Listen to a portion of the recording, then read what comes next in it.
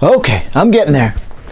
Last video for exam 2 material, and then I got to get it in gear and try to do by the end of the day all the last third of the course. But lucky thing I like the class. Okay, so let me not do that yet. Let me first tell you that the title of the book is Currencies, Capital Flows, and Crises. Okay, now I got to tell you this little background here. And while I'm doing that, let me adjust the camera a bit. Melanie thinks that the titles of something I write, especially a book, ought to be kind of catchy. Me, I come from the more scholarly perspective. My idea was to call the book a Post-Keynesian Analysis of Exchange Rate Determination. She was like, no. So I went to work on this. She's more the marketer than I am.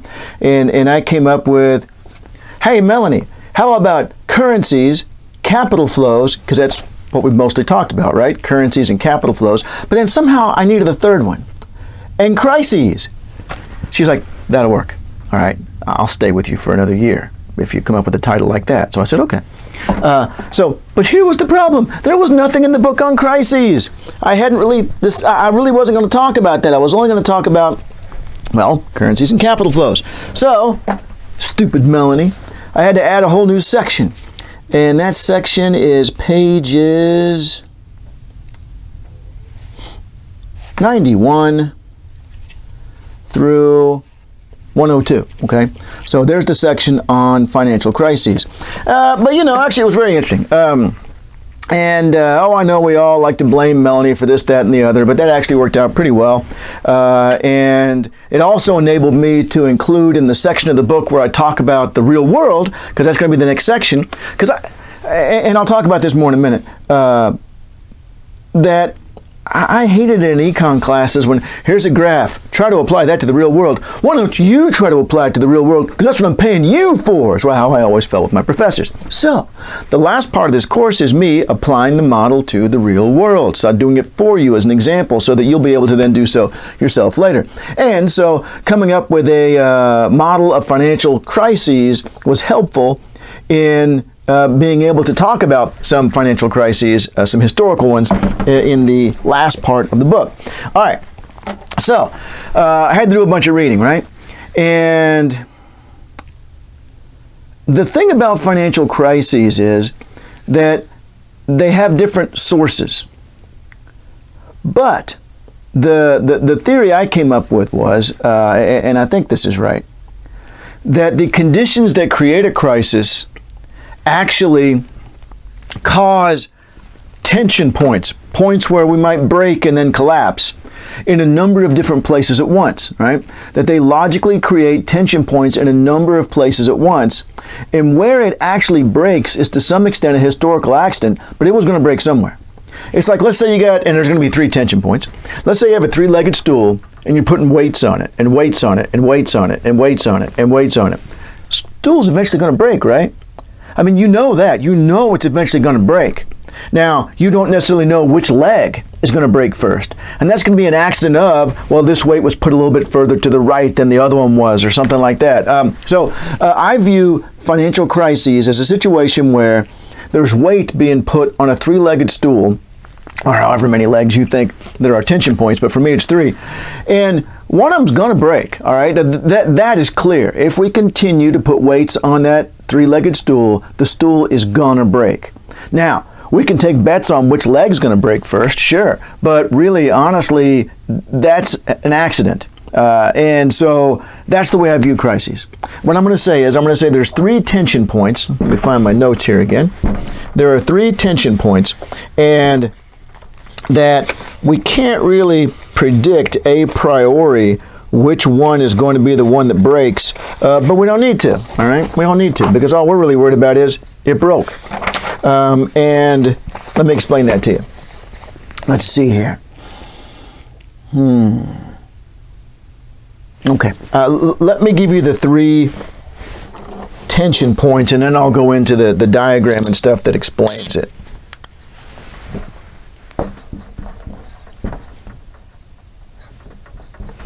Currency, price, divergence,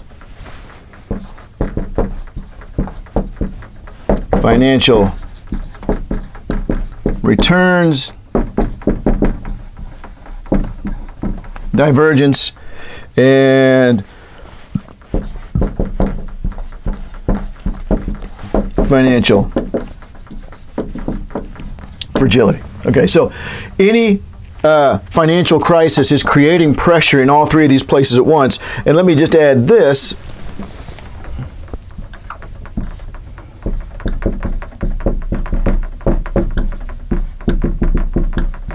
The manner in which the first one manifests itself is going to be different, whether we're talking about a flexible exchange rate regime or a fixed exchange rate regime, and honestly, it's a bigger deal with the fixed exchange rate regime. Okay, let me explain to you what I'm trying to say here. I'll start with this one first. Yeah, okay, let me turn this around here, and I'll put the camera down on it. And hopefully, I will not get one of those messages that, what's it been saying? Coming up on the computer. I just emailed user services to ask about that. It keeps saying that my Windows license is about to expire. Well, I didn't buy it. The university did. So shut up, that's what I say. All right, here is a diagram from the book. Let me tell you what page it is. Does it say which diagram it is? Actually, I think it does on the top. No, it doesn't. I have to look it up. All right, so what is past 91, right? Aha, here we go. It builds it up towards, yeah, here it is. It's on page 100, figure 5.17, and then I'm going to show you figure 5.18 in a minute. Okay, so I got a bunch of feedback loops here. Let's pick a place. Let me slide my chair around here so that I'm facing the computer screen as well. Wonder if it might be advantageous to zoom even a tad more.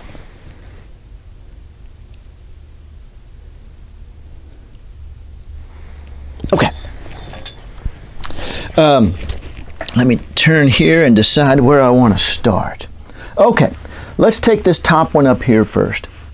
That's really the domestic macroeconomy, and you're going to have to go back to the economics, the macro that I reviewed with you before exam 1, and the idea that as physical investment occurs, remember that's the key driver in the business cycle, as investment occurs, so it increases the stock of capital, which means the number of restaurants, the number of universities, the number of grocery stores, etc. And as you increase the number of restaurants, etc., so the profitability, pi is for profit and superscript E is for expected. So you lower the profitability. Let's just zoom right in on just that for a second. Might be a good idea. There we go. Pi means profit in economics. We don't use P because P is already taken up by price. And so what it's trying to say here is that there's a business cycle. This is a much simplified version over what I showed you at the beginning of the semester because it wasn't supposed to be the core part of this explanation. It was just saying, look, there's a cycle that as physical investment goes up, so it raises the stock of capital, which lowers the expected profitability of increasing the stock of physical capital, which means it lowers physical investment. So there's a cycle, a negative feedback loop that creates, let's see, where's my hand? Well, creates a business cycle. Let me just jot it down on here.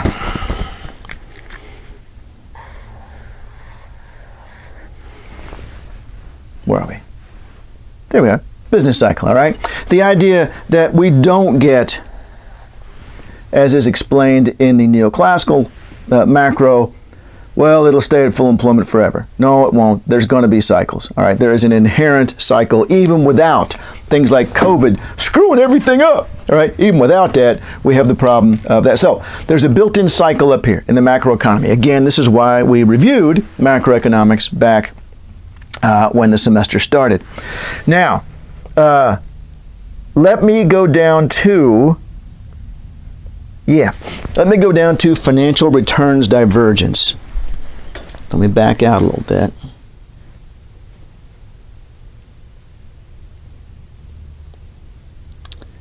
And let's see, should I back out any more?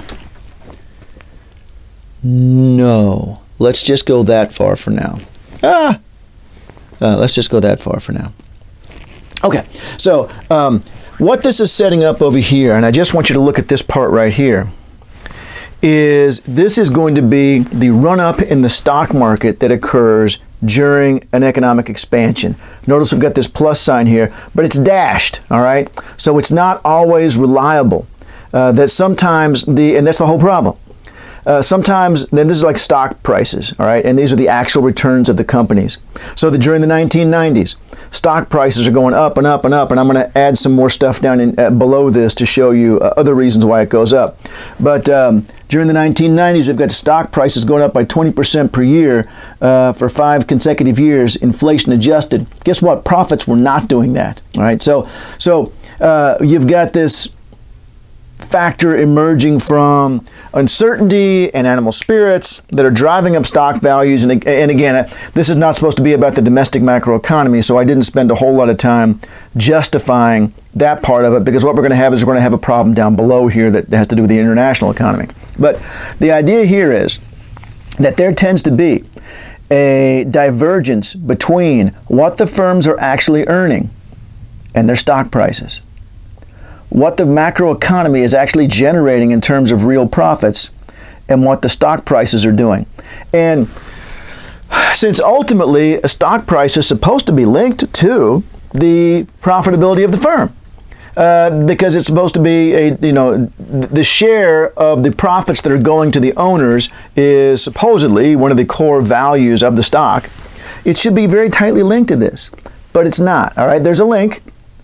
And as actual profits go up, which is what happened in the 90s, prices start to go up, but then they start to take on, this down here starts to take on a life of its own, all right? And again, I haven't quite explained that yet, but I'm saying this is one of the tension points that exist. Okay, so let's keep going down. Let's keep going down.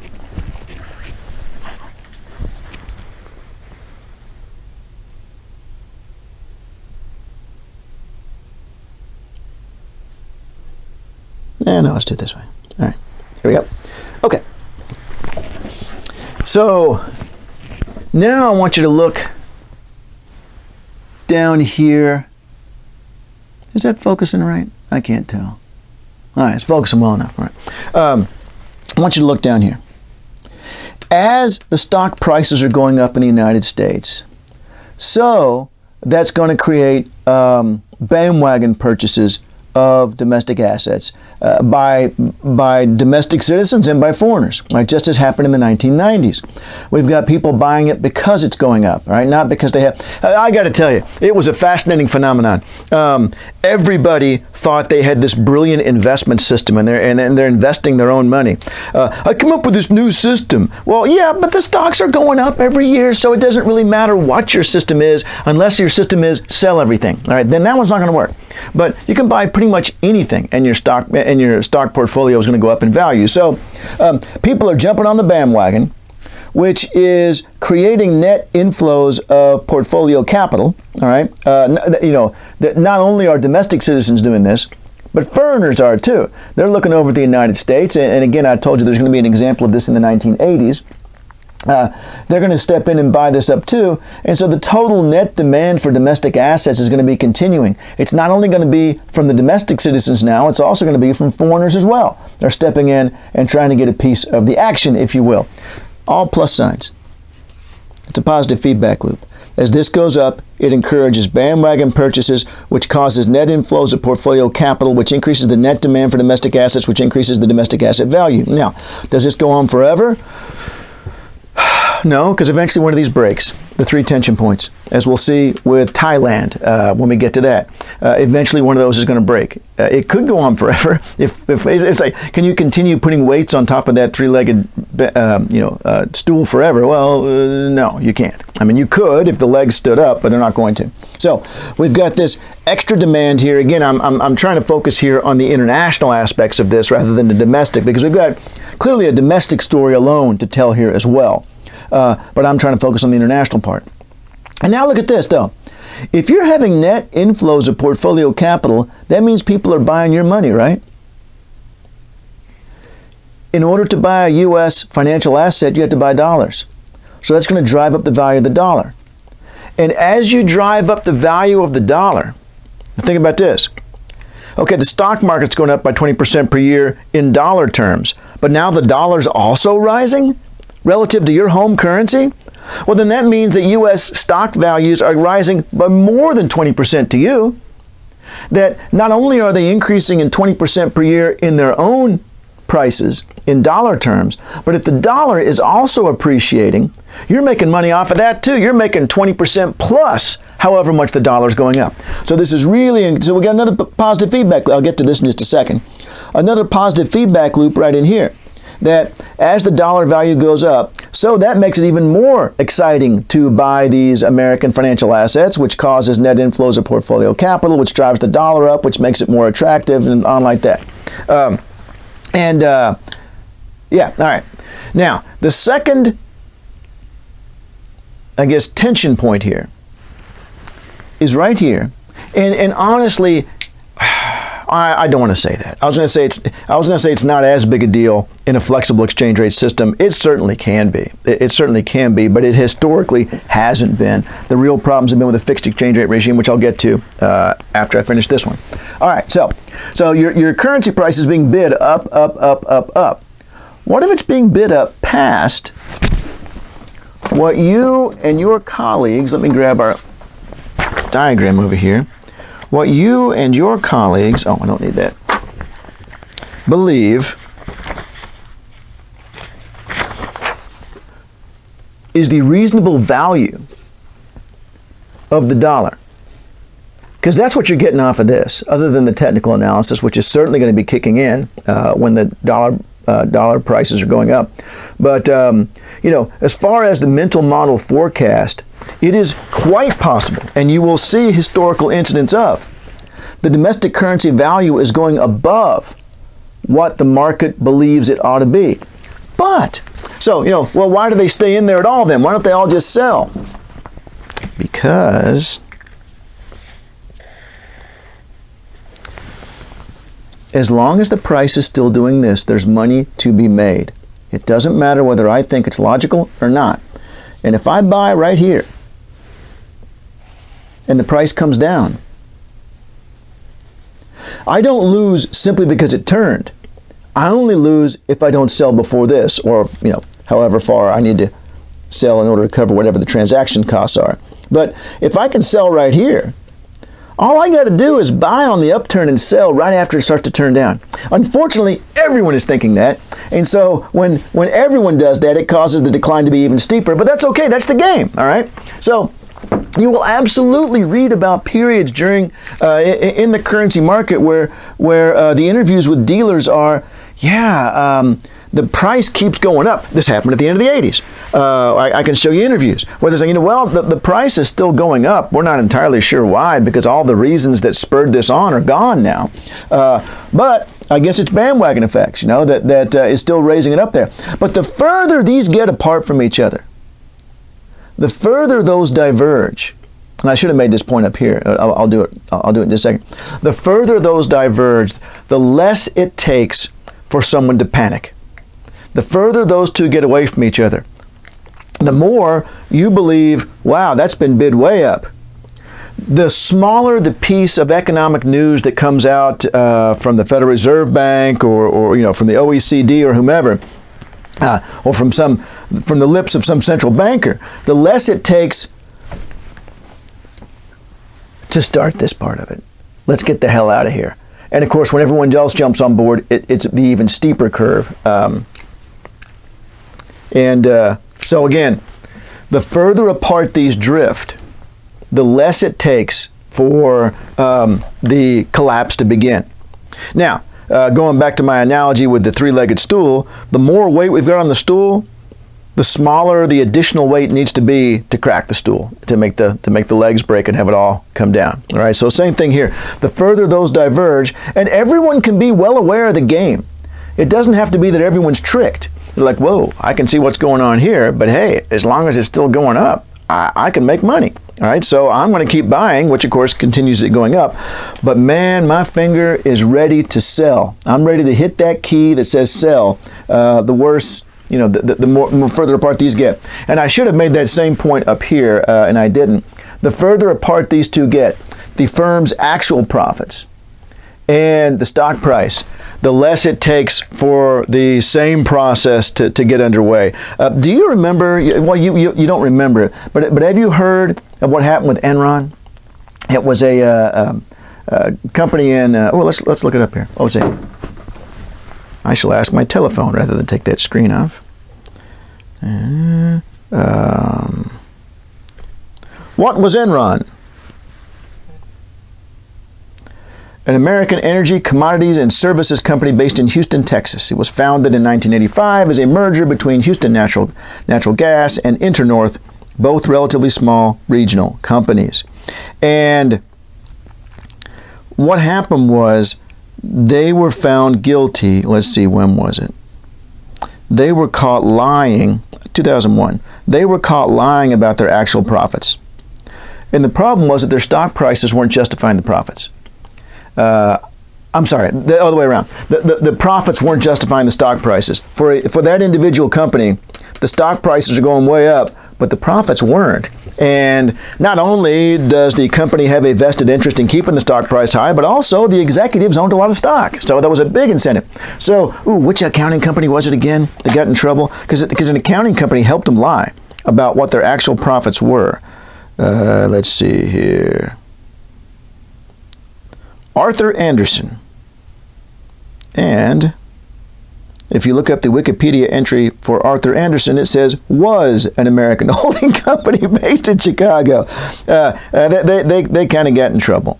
So in 2002, they voluntarily surrendered their licenses to practice as certified public accountants. All right. So just to give you a historical example here on an individual scale, that as these diverged, so they started lying because they knew that those stock prices wouldn't stay up that high so long as the people knew what their real profits were. And notice when it was here, 2001. This is the end of that long expansion that had driven up all these stock prices so much.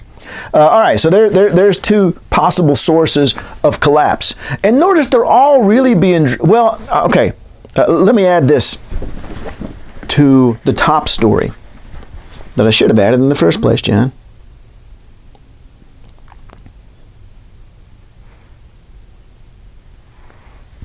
I redid this whole analysis in a paper shortly afterwards because I wasn't entirely satisfied with it. But anyway, this is what's in the book, so we can use this. But like I said, I wrote an article afterwards that sort of redid all this. All right. Notice, by the way, up here that that's inevitably going to fall. All right. Because of the business cycle, because of that, you're inevitably going to have a decline in this. So there's going to be a gap every time. The question is, how big is the gap going to be? So one of the problems here with the domestic asset value versus the firm's actual profitability is that when the stock prices get bid up during the upturn, if they get bid up like this, well now, that's a good idea, John. Let me draw that on another page. Let me sort of illustrate this. All right, class starts 1 week from tomorrow. Lord have mercy. Let's see how that works out. All right, let's see. So here's the real economy. Okay, so there's the real economy during an upturn. By real, I mean, the actual physical investment and consumption and so forth, not the stock prices. And now let me do like a little dashed line with the stock prices.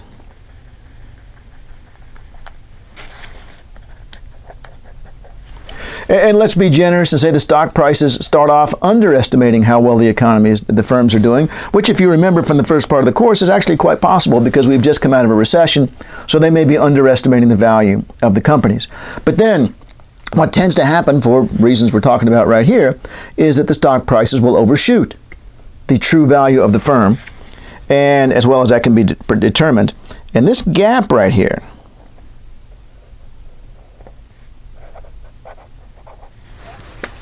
the bigger that gap gets, the easier it is for the stock prices to...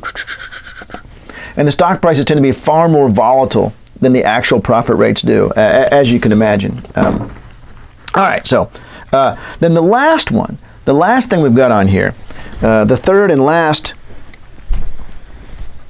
element of instability comes from a fella I mentioned a long time ago, back when we were doing the macro review, and that's Hyman Minsky, very famous post-Keynesian. And what it's saying here is that as the economy expands, here we're talking about the need to finance projects and the need to finance buying stocks and other financial instruments, right? And as actual profits go up and as the existing stocks go up, you'll find it easier and easier to repay debt, right? I mean, obviously you're generating income up here and you're generating potential income down here. And so as the economy expands and as those profits go up, as incomes go up, as the stock values go up, then it becomes easier and easier to repay a debt. Now, that means that people start raising the debt to income, lowering their margin of safety, raising their debt to income ratio. Let's use the middle one right here first, because this is what Minsky talked about. Raising the debt to income ratio. Banks are okay with it, and the customers of the banks are okay with it. Because this represents how much safety you've got. What if your total debt? What if you earn $100,000 a year and your total debt is $10? Yeah, I may pay that off, with money I find inside the cushions of my couch. Whereas what if you earn $100,000 a year and you owe $1 million? All right, well, that's a little bit more complicated. And you can certainly carry that debt, but it's going to be a lot more complicated. And you're much closer to bankruptcy. All right. So the bigger this number gets, the more unstable the economy is. The more unstable the financial sector is, the closer the financial sector is to insolvency, to bankruptcy, the bigger this number gets. And remember, of course, what you learned about capital asset ratios earlier as well. I don't have that included on here, but if I ever did another edition of this book, I think I would include that as well. Okay, so as the economy is doing well, so people begin, and banks are okay with it, because if the banks aren't okay with it, it wouldn't happen. The banks have to approve the loans. But people take on more and more debt per dollar of income, and that means that when things turn south, which they will,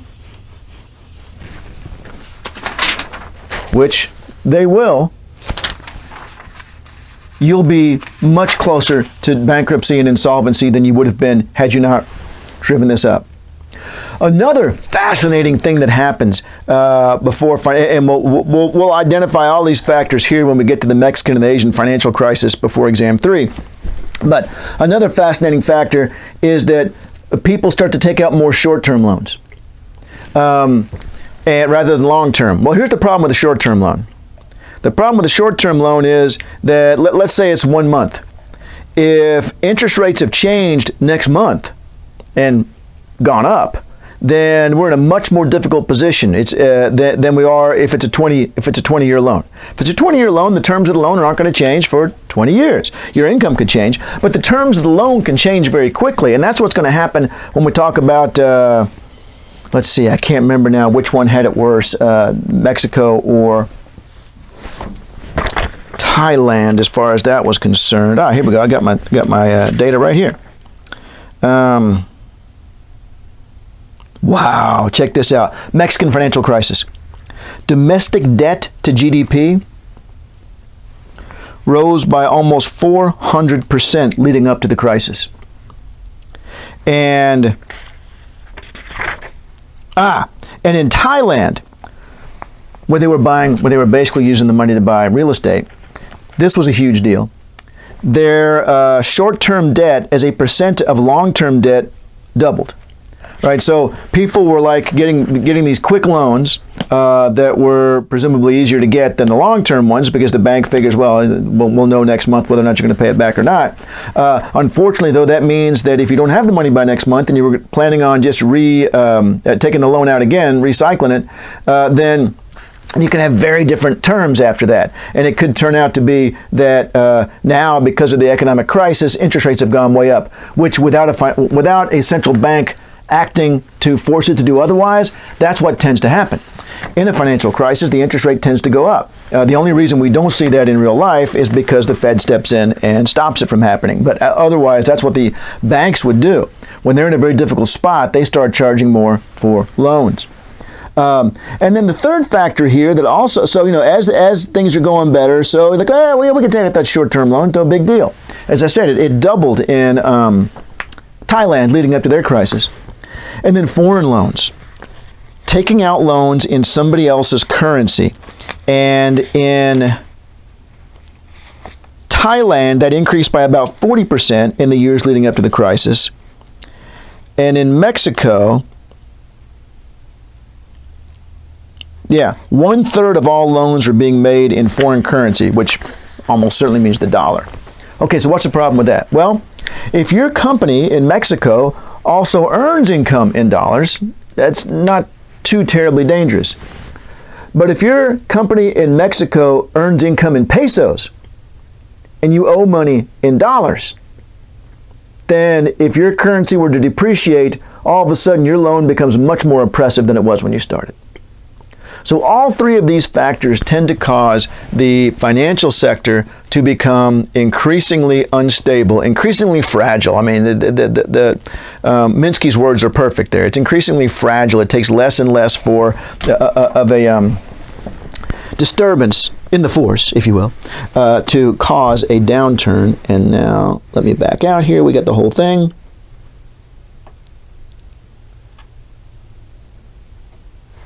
Yeah, all right.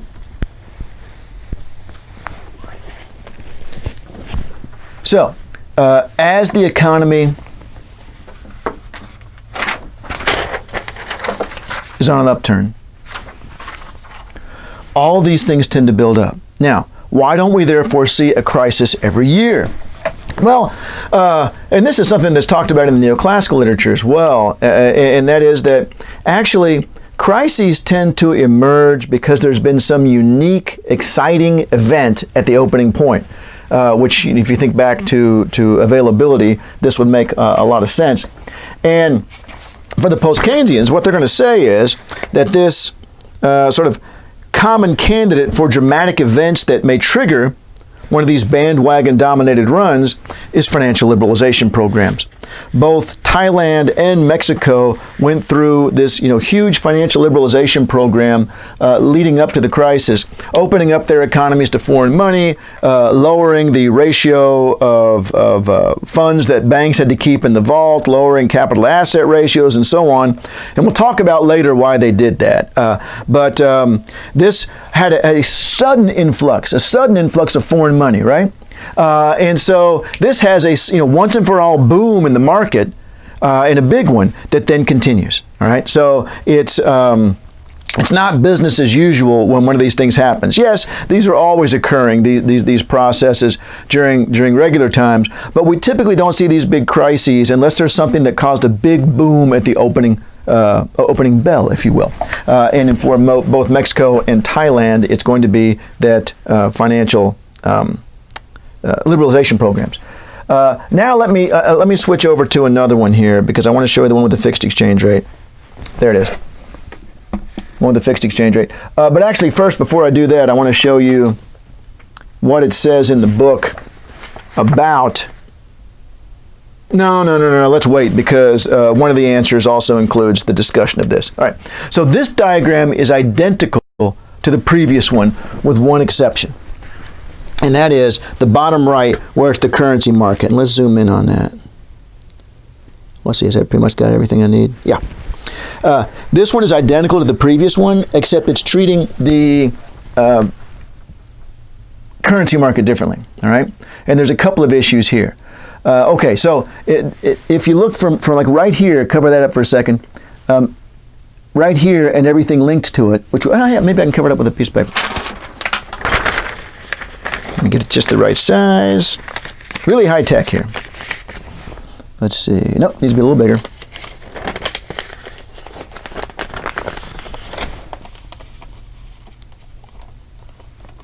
Okay, that's not terrible. It's not great. It's not terrible. Everything you can still see, and the stuff that's off the screen that you can't still see, is identical to the other diagram. This is the new part. From here and out to everything that's connected to it is the new part. And the issue here is, what makes this a unique issue is that the government is holding the value of the currency at a certain level. the pegged domestic currency value. So, for example, in both Thailand and Mexico, which we'll talk about later, these were both currencies that were being pegged to the dollar. And whenever their currencies started to, I told you this some time ago, but perhaps it's worth reminding you that when you have a fixed exchange rate regime like that, let me use a different piece of paper, then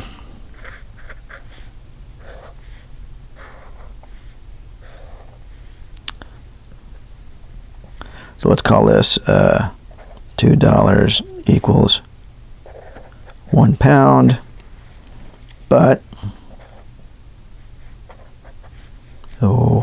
doesn't matter what it is, Jen. Okay. Let's say you have fixed the par rate. You have fixed the U.S. has announced that we're fixing the value of the dollar to the pound. All right. When they can do that, they can do it unilaterally. They don't have to ask England's permission. And so we're going to say that the par rate, the average rate, is going to be $2 for £1, but we'll let it fluctuate. We don't try to hold it exactly there. We'll let it fluctuate to 205 and to 195.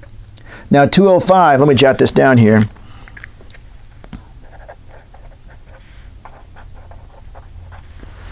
$205 is a weak dollar, right? Relatively speaking, relative to $2. Sorry, I was taking my pen. Putting my pen back together, and I had the pen in my teeth, which is kind of something I've copied from the dog. So that's a weak dollar because it's taking more and more dollars to buy a pound. That's a strong dollar. And what you generally, well, okay, so stopping it from going to 194 is not that hard, because what you do is, as the U.S. government, you start buying pounds. Well, you've got all the dollars you want.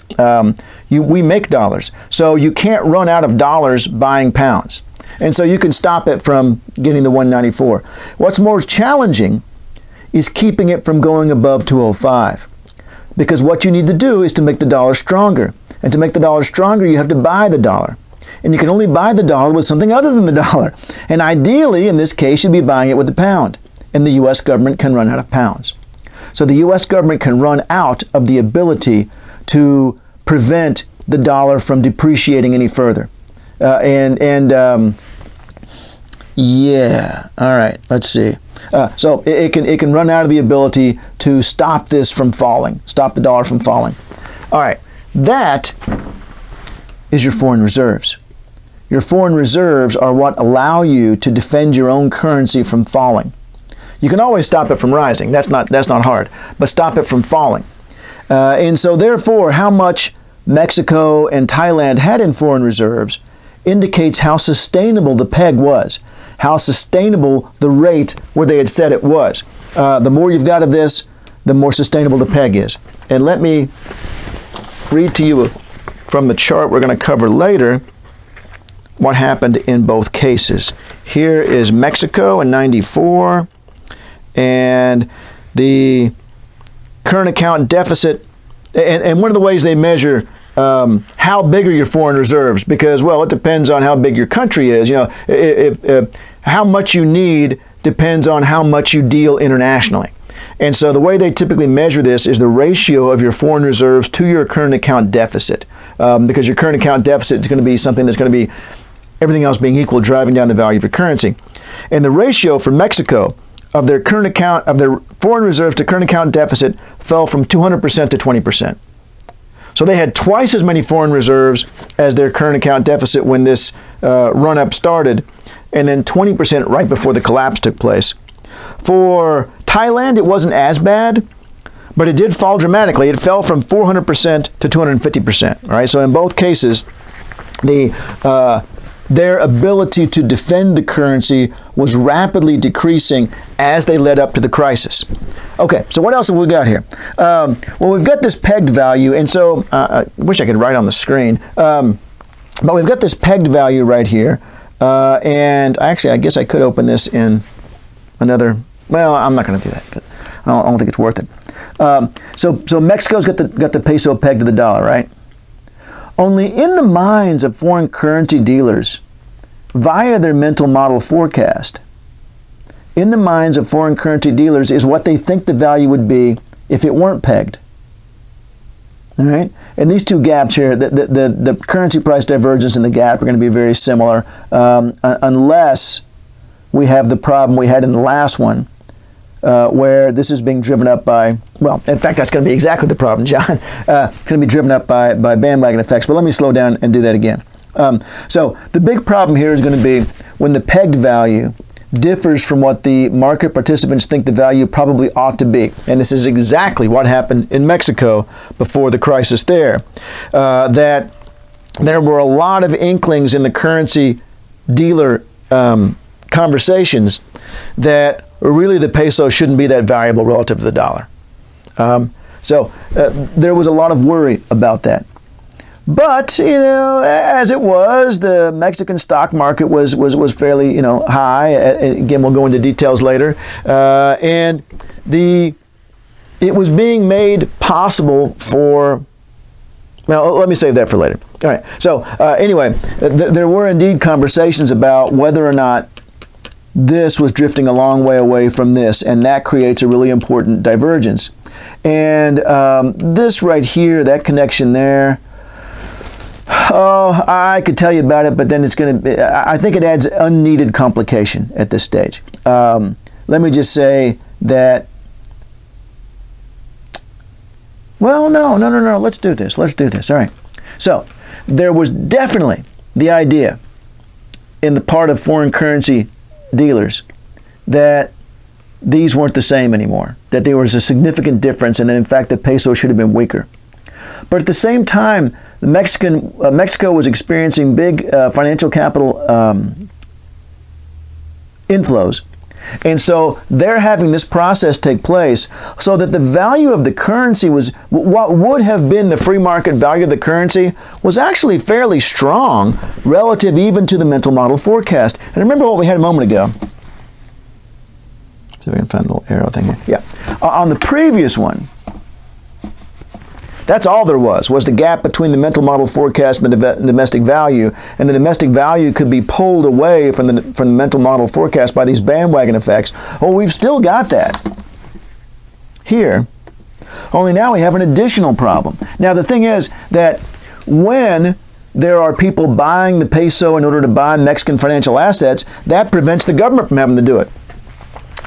That they don't end up with the worry that the currency is about to depreciate and they have to step in and buy up their own currency, because these jokers investing in Mexico are doing it for them. But they're doing it for them despite the fact they're really nervous about it, okay? And this is exactly what was going on. They were still buying Mexican financial assets and driving up the value of the peso, or not driving it up because it was a fixed system, but making it unnecessary for the government to defend it. If you see what I'm saying. They made it unnecessary for the government to defend it because they were stepping in and buying it themselves. But they were stepping in and buying it themselves knowing that, yeah, but we're not totally confident about this, which is the same scenario we had over here, except we don't have the fixed part, right? So over here, people are stepping in and buying the currency despite the fact they're not entirely convinced that these prices are justified. Well, here, what that's doing is it's helping the government of Mexico to not have to intervene in the currency market and hold up the value of the peso, because these financial flows are doing it for them, all right? And Lord help us if these financial flows stop, which is exactly what happened. Because the gap between this and this was growing, and the gap between this and this was growing, there was a comment by I always get this wrong. The new president devalued the peso slightly, despite earlier promises not to. They called it in the Mexican press the December mistake, because then it just took off. As soon as Mexico, after promising not to, devalued the peso slightly. And think about this. You've got a bunch of peso investments, right? If you're one of these foreigners putting money in Mexico, you don't want to see the peso devalued. Oh, I should tell you here. A devaluation is something the government does. A depreciation is something that the market does. An appreciation is something the market does. A revaluation is the government equivalent of that. So if the government announces it's now going to be worth more, which they can't just announce it, they also have to back it up, that's called a revaluation. So when the president devalued the peso, then the gap was large enough at that point for everyone to say,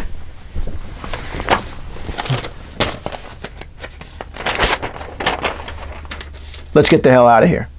All right, there was already a great deal of tension over what was going on. Let's get the hell out of here. All right, so that's it for the crisis stuff. Let me show you some summarized quotes from the book.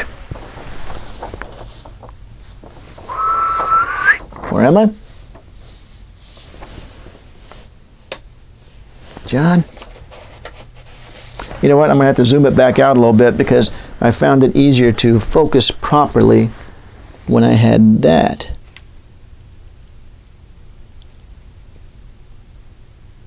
Okay, now I'll do it again. Man, that was fun. All right. And I get to do it a second time later in the semester unless we're all dead. Okay. Currency price divergence occurs when the actual exchange rate is pulled away from the level consistent with the market's mental model forecast. What can pull it away, and what two factors can add fuel to the fire? And with respect to how it manifests itself in a fixed exchange rate regime, what is one of the central premises, and what may it cause speculators to do? Okay, bandwagon effects pull the spot rate away from the level consistent with the mental model's forecast. All right, so, well, crap, I'm going to have to show you this down here to show that. I'll tell you what, and actually I just got a better idea of how to do this.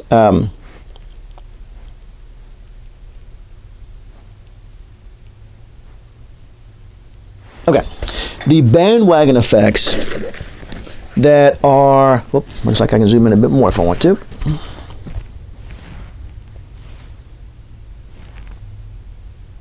Yeah, the bandwagon effects we're talking about here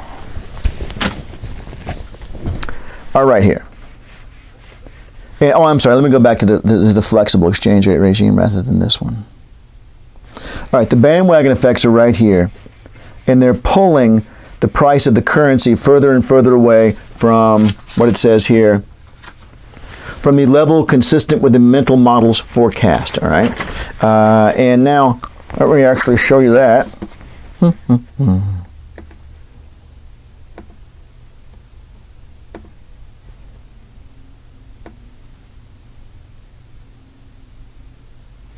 All right.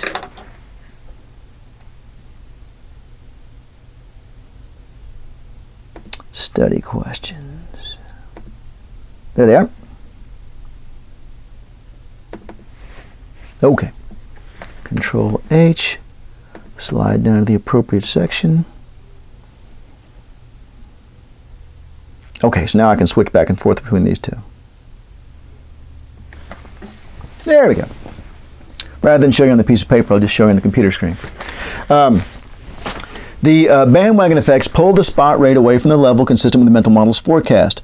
When it takes over, signals generated by the trading rules can add fuel to that fire. Because if you remember from the mental model, that we've also got the fact that as a currency moves in a particular direction, so those buy signals start kicking in. Now, then it asks about the fixed exchange rate regime. The central premise is that the further a pegged rate is from its erstwhile, very nice, John, floating value, the less likely officials are perceived as being able to defend that rate. And if speculators view a currency as hopelessly overvalued, they will attack it. All right. This is not necessarily what happened in Mexico, but not an unusual scenario. Let me go back to our drawings here. Where are they? There they are. And which one do I want? This one. All right. Another factor here that I don't have on the diagram itself is that the further these two things get away from each other, the more you're thinking to yourself as a speculator, well, there ain't no way Mexico can defend this. They're going to have to let the currency float and depreciate or devalue it. So I should sell pesos now. All right, let me say it again. If you think that gap is so large that there's no way Mexico can defend it, then you're also thinking, well, screw this. I'm just going to start selling pesos now. Sorry, I'm trying to get a nice level of focus here. I'm going to sell pesos now, and then when they do have to devalue it, I've already made money, because the way you do that is you sell the pesos on the forward market. at the price that would seem reasonable today. But then when you have to make delivery of those pesos in 1 month, you buy them real cheap because the Mexican government has collapsed now and pesos are easy to get. So you make all kinds of money. So notice what happens when that occurs. As this gets larger, so in people's minds, because they don't really know what the value should be. So it could be a self-fulfilling prophecy here. And this happened to the U.S., by the way, several times at the end of the Bretton Woods system, where people speculated against the dollar because they thought the U.S. could not defend the rate. And perhaps they could have. But once people were speculating against it, then they couldn't, because there was too much money fighting against it now. Everyone was betting against the dollar appreciating, therefore selling it, therefore making it much more difficult for the U.S. to defend the price. So that's what that question is talking about. Let's see here. I'm going back to this. Okay. Then the next one I've already told you about, financial liberalization programs. Okay, financial divergence occurs when the rates of profit implied by the financial asset price changes, exceed those that the actual asset issuers are generating. Let me go back to that. That's on either one of these. That's talking about the gap up here, the stock price and what the firm's actually earning. All right, stock price, what they're actually earning. And then back to this. What is the implication for crises about the behavior of financial versus real returns? And as expected, physical and financial returns diverge, what may exacerbate the situation? Okay, well, the implication is that while the bandwagon effect can cause financial returns to rise to unrealistic and sustainable levels, profits are clearly anchored. And by what? There's going to be a recession. And the real profits can't, your profits at your restaurant are dependent on your customers and your suppliers. But the stock price is dependent on everyone's expectations. And the expectations have no anchor in the same way as your customers have a fixed amount of income and a fixed amount of times they want to eat fajitas or whatever. So the real profits are anchored. They can't be 20% per year over and over and over and over like the stock prices were in the 1990s. So there's a real anchor to the profits, and furthermore, there's going to be a recession. Now, as expected and physical financial returns diverge, this is something that was happening in the 80s, that market participants may choose to channel funds into the asset market rather than real investment. Okay, this has been a complaint about the way U.S. business has evolved, is that firms have shifted more to managing wealth than producing goods and services. That firms that had in the past focused on producing output are now thinking, hey, let's just manage the value of the income that we have. All right, and so money that I might have otherwise used for investment in a different time period, I'm just putting it in the stock market. As a company, as a firm, I am focusing on. Sorry, I'm still concerned about the level of focus. As I've mentioned in earlier videos, I'm not wearing my glasses, so that may, that may be causing the problem. All right, so let's go back to the question. Yeah, further bidding up the asset prices. So,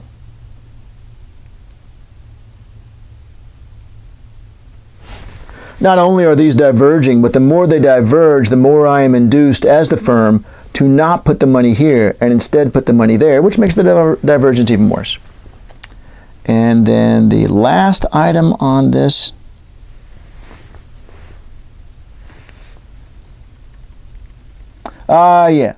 financial fragility. This results when economic agents take on debt to the point that they could quickly become insolvent given even a moderate disruption of their cash flow. Inevitably, given the precarious position in which firms, consumers, and banks have placed themselves, defaults occur for what? 3 reasons. Well, one reason that you end up default after, pardon me, remember this is the part of the diagram out this way. And that's identical on both diagrams. And by the way, one of the things that Minsky said was that stability creates instability. That the more stable things are, the more people feel safe in doing these 3 things here. They can actually be very unsafe. And so why is it that that's going to inevitably cause a problem? Well, one is that there's going to be a recession. This may happen because the expansion has petered out as the stock of capital has become saturated, right? So this goes back to what we talked about before exam 1, that the expansion is going to have a rise in investment, which will eventually fall because we only need so many restaurants, you know, that big long list of things. Perhaps the asset market boom has peaked and you have locked in your profits to what your portfolio is, or, and this is something I haven't explained yet, so I guess I'm about to, simply because so many agents have moved toward the Ponzi end of the continuum that even with appreciating assets into a growing economy, they could not meet their debt repayment schedule. Okay, let's see, and then that's that. So let's go to the whiteboard now. And when I say let's, I mean just me, because I'm the only one here.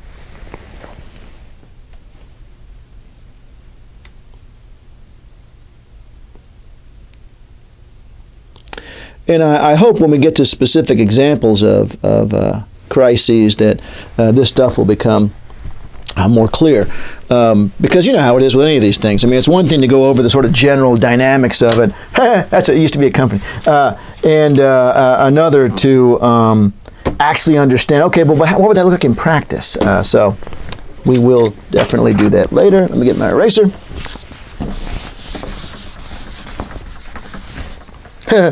That reminds me of another incident with not wearing my glasses. Meg, my daughter, one of 2 daughters who are twins, it turns out, makes birthdays very simple, and she was taking Kung Fu. She took Kung Fu for, I don't know, 6, 7, 8 years. And I was there waiting one day while she was at the practice, and the lady whose child was also there got up, went to the bathroom, and set her cell phone down. And it rang while she was gone. And so when she came back, I said, "Excuse me, while you were gone, your cell phone rang." "Pardon?" "While you were gone, your cell phone rang." She went, "This is an eraser." I don't know why I thought I heard a ringing sound, but I didn't have my glasses on. So I was like, "Ha! On you! Ha!" Anyway, I never went back to Kung Fu again. All right, so I have no recollection. Oh, yeah. All right, so one of the things that Minsky talks about is that there are hedge. This is interesting stuff. Speculative, and don't tell me, because we just said it. Ponzi units in a macroeconomy. People who are, roughly speaking, people who are hedge units have very little debt relative to their income and are able to easily meet the debt repayment schedule. Perhaps they could even pay off the principal if they wanted to. I remember, speaking of Meg, I use her as an example here. When she bought a desktop computer a few years ago, she got it at Best Buy on credit with one of those deals where you pay no interest as long as you pay it off on time. She could have just paid for it, but she thought, well, but I need some credit. So she could have immediately paid for it. So she was in very safe territory in buying that computer. She also has thousands of dollars of college debt. But anyway, speculative. All right, now so as you take on more debt,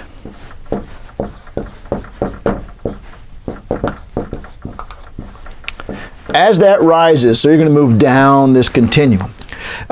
Speculative is where probably most of us are.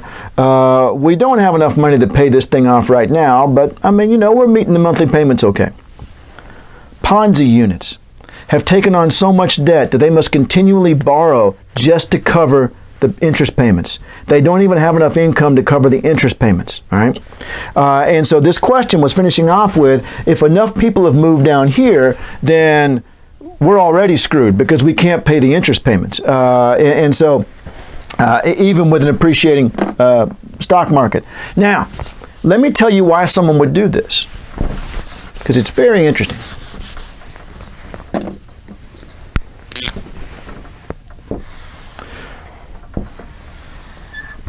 Time, and here's the price of some financial asset. Oh, let me back it up a little bit.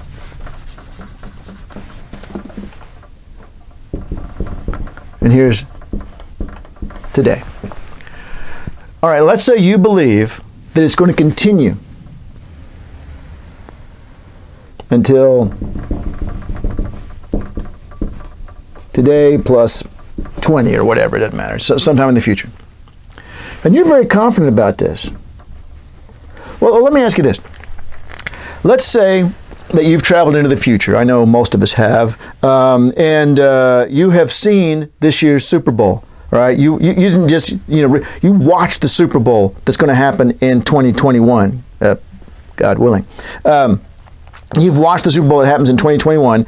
And so you've come back to the present and you're going to place a bet on the Super Bowl, right?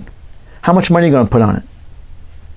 I mean, not only are you going to put down every penny you can, you're going to sell your house, you're going to sell your family, and you're going to borrow as much as you can. You're going to borrow as much as you can in order to place this bet, right? Knowing full well that I'm going to clean up once it actually happens. Well, that's kind of the way they're leaning. They're borrowing to buy financial assets on the assumption that, yeah, baby, but I mean, if this price continues like this, P sub 0 to P sub 1, I'll sell at P sub 1 and I will make a killing. But here's the problem. What happens if either it ends up being a lower slope and P sub 2 is insufficient, even though it's still going up, or God forbid, it does that, all right? So then the Ponzi people are screwed. Those people were the ones investing in, think about the people that were, well, let's not get into all that. I was going to talk about the financial crisis and stuff, but that's enough, because this has already been an hour and 1 minute, so I better stop right there. All right, good luck on exam 2.